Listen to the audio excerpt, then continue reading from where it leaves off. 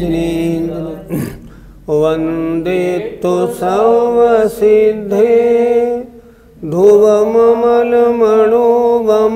गदिं पत्ते वोच्छामि समय पाहुण मृणमो सुद केवली भणिदम। पंच परमेष्ठी भगवान की जय। पिछली ज्ञानशालाओं में ज्ञानी धर्म की, पुण्य की, अधर्म की, पाप की, भोजन की, पानी की कुछ भी किसी तरह की इच्छा नहीं करता। वह तो उसका भाव तो अपने में ही रहने वाला हमेशा बना रहता है, क्योंकि उसने अपने को ज्ञायक भाव मात्र मान रखा है। अब यहाँ बता रहे हैं उसी बारे में सारांश के रूप में कुछ कह रहे हैं। देखें गाथा नंबर 227। इच्छादिये दुविविहे सवे भावे अनिच्छदेणानि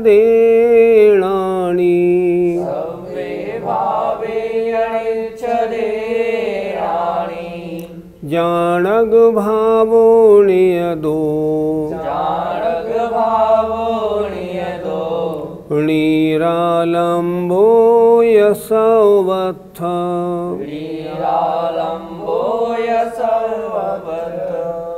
इच्छादिये दुविविहे सवे भावे अनिच्छदेणानि जानग भावो नियदो नीरालम्बो यसवत्थ इच्छादिये दुविविहे सवे भावे अनिच्छदेणानि जानग भावो नियदो नीरालम्बो यसवत्थ। इच्छादि इत्यादि, एदु मन इन, विविहे विविध प्रकार के, तरह तरह के, सव्वे भावे सभी भावों को, णाणी ज्ञानी, ण्या इच्छदे इच्छा नहीं करता है। णिच्छदे में ण इच्छदे नहीं चाहता है।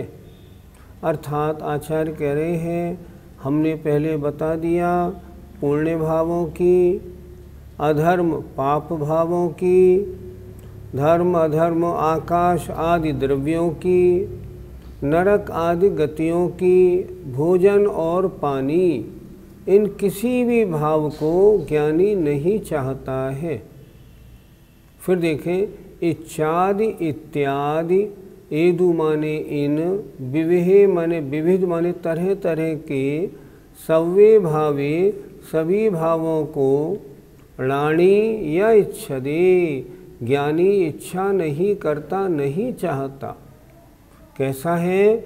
जानग भावो वह तो ज्ञायक भाव मात्र है, नियदो नियत है, और सर्वत्र सर्वत्र निरालंबो निरालंब है, किसी आधार से रहित, अवलंबन रहित है। जिसने अपने आत्म स्वभाव को ऐसा निर्णय कर लिया है मैं तो ज्ञायक भाव मात्र हूँ, मैं तो नियत हूँ, मैं तो हमेशा आलंबन रहित हूँ, वह फिर अन्य पदार्थों की ओर अपना चित्त क्यों जाएगा, क्यों चिंतन करेगा, क्यों उधर जाने देगा? नहीं जाने देगा, वो तो उसी में रहेगा। इसलिए ज्ञानी इन सब तरह तरह के भावों की इच्छा नहीं करता, वह तो ज्ञायक भाव मात्र है, मात्र जानने देखने वाला रहता है, आलंबन रहित रहता है और नियत है, हमेशा एक सा रहने वाला, एक से स्वभाव वाला होता है। अर्थ देखें, उपर्युक्त अनेक भावों को आदि लेकर और भी अनेक प्रकार के सभी भावों को ज्ञानी जीव नहीं चाहता, नहीं वांछा करता, किंतु वह तो सब ओर से सर्वत्र निरालंब होकर ज्ञायक ही रहता है। इच्छाओं का अभाव है लेकिन जानन मात्र है। गाथा में एक शब्द दिया है विवेहे सव्वे भावे। विवेह माने तरह तरह के समस्त भावों का, पदार्थों का उनकी इच्छा नहीं करता, उनकी ओर अपने ध्यान को नहीं दौड़ाता। क्यों?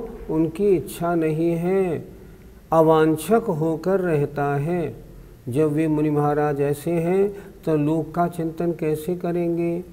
ये लोक कितना लंबा है, कितना चौड़ा है, कैसा है, नीचे कैसा, बीच में कैसा, इन सारी बातों की ओर उनका ध्यान क्यों जाएगा? क्योंकि इधर अगर ध्यान जाएगा, यद्यपि अशुभोपयोग नहीं है पर शुभोपयोग तो है। शुद्धोपयोग से तो वो हट ही गए और उनको हटना पसंद है नहीं।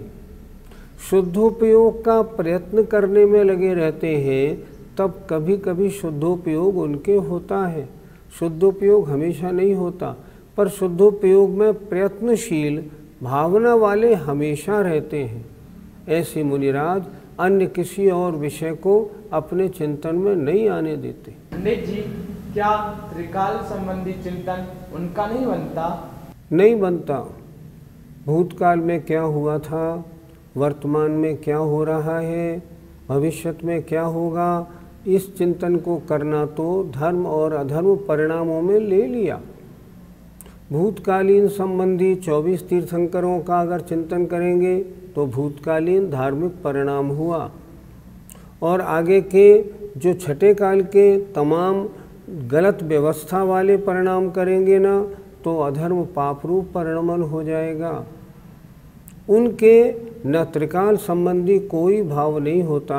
आगे क्या होगा, पहले क्या हुआ, वर्तमान में क्या हो रहा है, आज संसार में कैसा अन्याय, कितनी गलत प्रवृत्तियाँ हैं, रंच मात्र भी चिंतन उनका उधर नहीं जाता। उन्हें तो अपने में ही आनंद आता है, तो वे तो वहीं रहते हैं। पंडित जी, वे मुनिराज इन पर पदार्थों के त्यागी किस प्रकार होते हैं? वे समस्त पर पदार्थों के त्यागी मन से, वचन से, काय से, कृतकारित अनुमोदना से सर्व प्रकार होते हैं। चिंतन भी नहीं करते, बोलते भी नहीं करते, प्रवृत्ति भी नहीं करते, स्वयं भी नहीं, अन्य से भी नहीं, करने वाले की अनुमोदना भी नहीं, उसने अच्छा कार्य किया नहीं, ऐसा चिंतन भी उनके नहीं होता। वो इन समस्त जितने भी कार्यों की बात अभी तक गाथाओं में हुई, नव कोटि से उनके त्यागी होते हैं। पंडित जी, यहाँ पर निरावलंब शब्द क्यों दिया? अवलंब माने होता है सहारा, आधार, और निरावलंब माने आधार, सहारे रहित। जैसे अनंत आकाश है, इसको किसी का सहारा नहीं चाहिए, इसलिए मेरी आत्मा ज्ञायक स्वभाव मात्र है। मैं किसी अवलंबन का आधार लेने का आकांक्षी नहीं, मैं तो निरावलंबी हूँ। मैं तो इन ज्ञानों से भरा हुआ चकाचक हूँ। ऐसा उनका चिंतन निरंतर बना रहता है। पंडित जी, यहाँ गाथा में नियत शब्द क्यों दिया है? मेरे स्वभाव में कोई हेर फेर नहीं होता। जैसा मेरा स्वभाव पहले था वैसा आज है, आगे भी वैसा रहेगा। कर्म के उदय के कारण समय समय पर तरह तरह के विभाव परिणाम हो जाते हैं, वो अलग बात है, पर मेरे स्वभाव में कोई अंतर नहीं पड़ता। मैं तो नियत सदैव एक सा रहने वाला ऐसा चिदानंद जीव तत्व हूँ। ऐसा श्रद्धान उनका पक्का रहता है, और उसी को जानने में उनका निरंतर अपना परिश्रम, निरंतर चिंतन उसी में चलता है, क्योंकि वो जानते हैं इसके अलावा अन्य सब पदार्थ तो हेय हैं। उनका चिंतन करने से आश्रव बंद होता है, आत्मचिंतन करने से आसंबर निर्जरा होती है, वह संसार मार्ग है और ये आत्मचिंतन मोक्ष मार्ग है। इसलिए हमेशा इसमें रुचिपूर्वक वो लगे रहते हैं। गाथा 227 का पद्यानुवाद देखिए। यो अंतरंग बहिरंग निसंग ज्ञानी, होता निरीह सबसे सुन संत वाणी। आकाश सा निरवलंबन जी रहा है, ज्ञानाभिभूत समता रस पी रहा है। ऐसे वे मुनिराज अंतरंग और बहिरंग से निसंग समस्त इच्छाओं से रहित हैं, ज्ञानी हैं, निरीह, निरीह माने जिनका किसी द्रव्य से कोई वास्ता नहीं। सुनो, ये संतों की वाणी है। और कैसे हैं? आकाश की तरह निराधार जीते हैं, उन्हें किसी का अवलंबन नहीं चाहिए।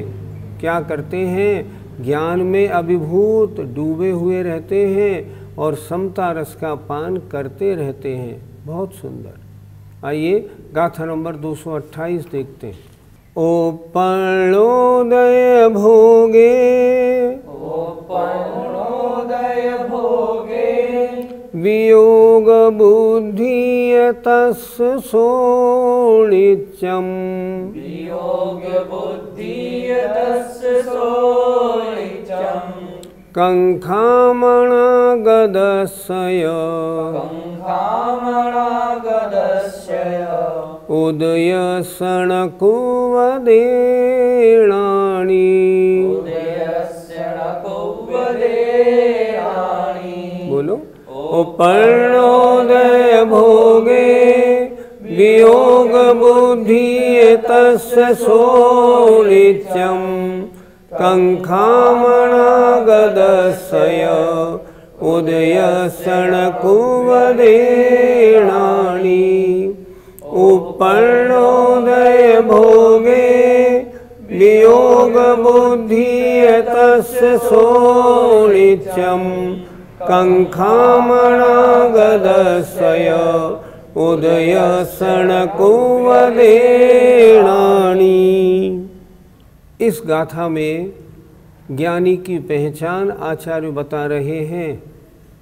हम और आप सब समय सार पढ़ तो रहे हैं, लेकिन ये प्रवृत्ति हम में उतरनी चाहिए, हमको ऐसा बनना चाहिए। कितनी सुंदर गाथा है, देखें। उपर्ण उदय भोगे, उपर्ण माने कर्म के उदय से उत्पन्न, उपर्ण उदय कर्म के उदय से उत्पन्न, भोगे कर्मोदय का भोग, अर्थात वर्तमान काल के कर्मोदय का भोग, अर्थात वर्तमान में कर्म के उदय से हमको जो भोग मिले हैं, यह भोग वियोग बुद्धि, वियोग बुद्धि से होता है। तस् उस ज्ञानी के, सो माने वह, नित्यम माने सदा ही। अर्थात क्या अर्थ हुआ? वर्तमान काल में कर्म उदय से प्राप्त जो पदार्थ हैं, उनका भोग उस ज्ञानी के सदा ही वियोग बुद्धि से होता है। वियोग बुद्धि नष्ट हो जाए चाहे रहे, कोई आपत्ति नहीं, हमेशा ऐसे रहता है। कंखाम अनागदस्य, कंखाम माने आकांक्षा, अनागदस्य आगामी काल के, और उदयस्य उदय की, णाणी माने ज्ञानी, णकुब्बदे नहीं करता है। भोग तीन प्रकार के, एक वर्तमान काल, एक भूतकाल में जो हमने भोगे, भविष्यत काल में जो हम भोगेंगे। वर्तमान काल में जो भोग मिल रहे हैं, वियोग बुद्धि से नष्ट हो जाए तो हो जाए, मुझे इनके संयोग की कोई वांछा नहीं है। अर्थात वर्तमान काल में प्राप्त जो भोग हैं, उनमें भी आसक्ति पूर्वक वह नहीं भोगता। भूतकाल के तो समाप्त हो गए, उस ओर तो ध्यान जाने का प्रश्न ही नहीं है। आगामी काल में क्या आकांक्षा रखता है, ऐसे कर्म का उदय आए, मुझे ऐसे भोग भोगने को मिले। सोचिए, जो भोग मिले हैं, जब उनमें ही उसकी वांछा नहीं है, तो आगे और कैसे क्या मिले, उस ओर उसकी वांछा होती नहीं। वर्तमान काल में जो भोग मिले हैं, वो उनको ही नहीं भोगता।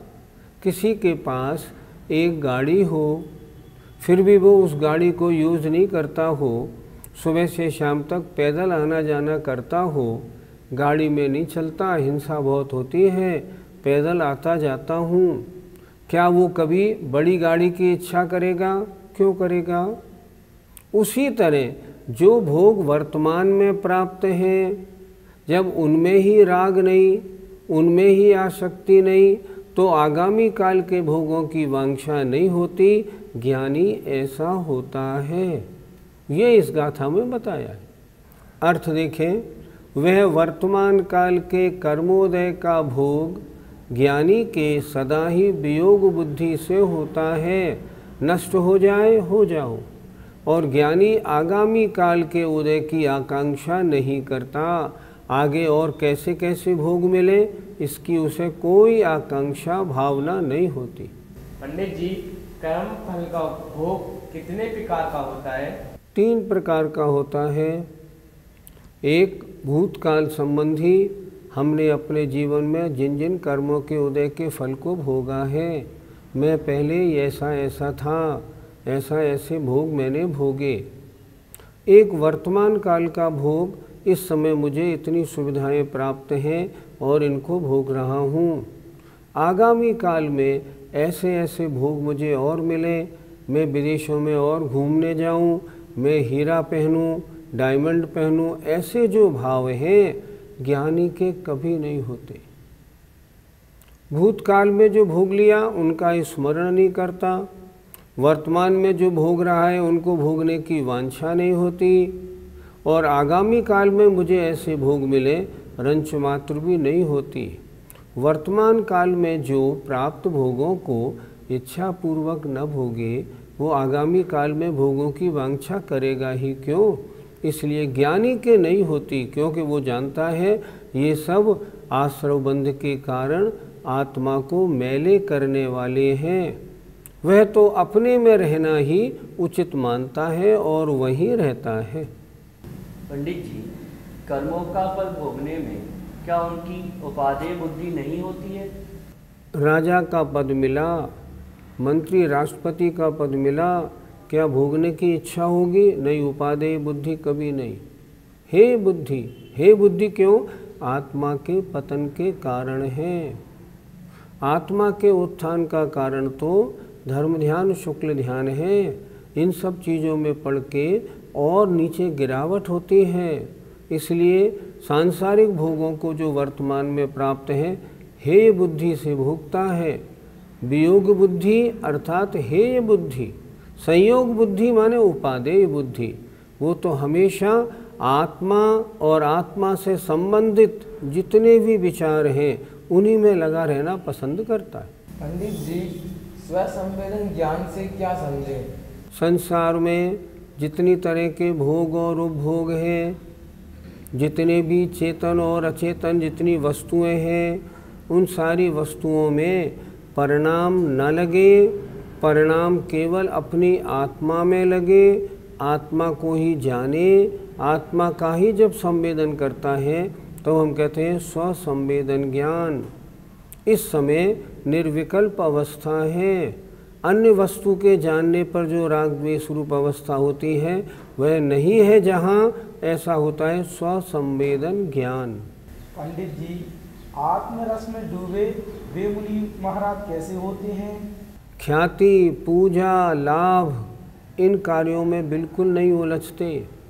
अगर मैंने ऐसा कर दिया तो मेरी ख्याति 100, 200, 500 वर्ष तक रहेगी, मेरा यश दूर दूर तक रहेगा, मेरी पूजा होगी, मुझे लाभ हो जाएगा, इन बातों में बिल्कुल नहीं उलझते। वे अपने मान सम्मान की ज़रा भी चिंता नहीं करते। उन्हें तो एक अपने आत्मरस में आनंद आता है। वे समस्त विषयों की अभिलाषाओं से दूर होते हैं, वीतराग परमानंद के अभिलाषी होते हैं, निरंतर धर्म ध्यान शुक्ल ध्यान में प्रवृत्ति रखते हैं।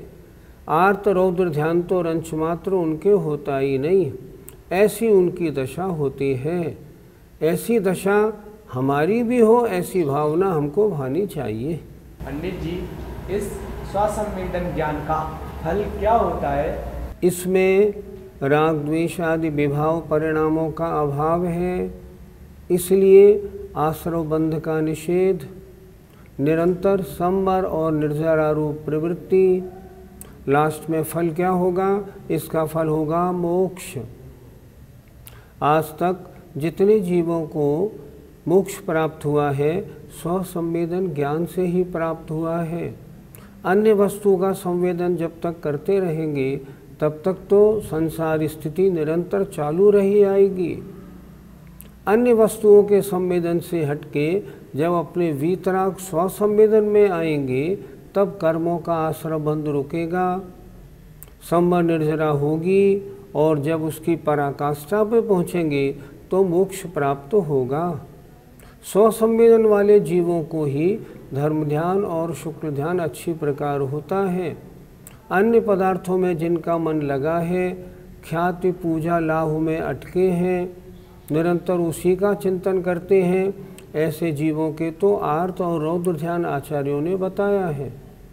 जो शुभोपयोग रूप ध्यान करते हैं उनके कथनचित धर्म ध्यान होता है, और जो शुक्ल ध्यान में चले जाते हैं उनकी तो बात ही क्या है। ये अपना प्रयत्न है, मैं प्रयत्न पूर्वक अन्य सारे पदार्थों से हटा के अपने चिंतन को अपने में ही लगाऊं, अन्य कार्यों में उलझूं नहीं। ये प्रवृत्ति हमारी ऐसी होगी तब ये ज्ञानी जीवों की दशा जैसी आचार्य ने बताई है, ये दशा तभी प्रतिफलित होगी, अन्यथा नहीं। और बिना ज्ञानी बने मोक्ष मिलता नहीं। स्वसंवेदन ज्ञान या शुद्धोपयोग ये कारण है, केवल ज्ञान या मोक्ष की प्राप्ति ये कार्य है। इसलिए निरंतर वे इसी की ओर लगे रहते हैं और मनुष्य पर्याय का ये सर्वश्रेष्ठ पुरुषार्थ है। गाथा 228 का पद्यानुवाद देखें। ये पद्यानुवाद सामान्य नहीं है।